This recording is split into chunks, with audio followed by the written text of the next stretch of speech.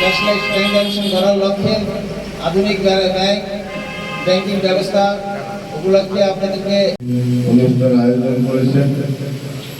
আমরা এই আয়োজনে আমরা যারা গ্রাহক